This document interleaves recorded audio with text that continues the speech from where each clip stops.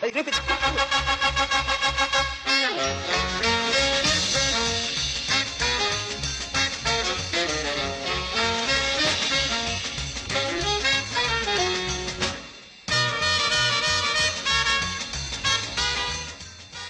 Maestrul Trandafir, după o îndelungată activitate de mim, încununată de mari succese, s-a dedicat estradei fiind libretist, cântăreț, compozitor, dansator și regizor de culise, muzical, tehnic și principal.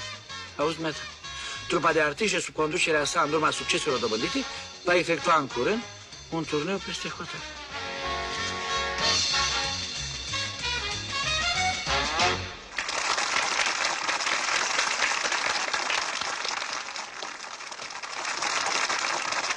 Nu știu, parcă e un blestem.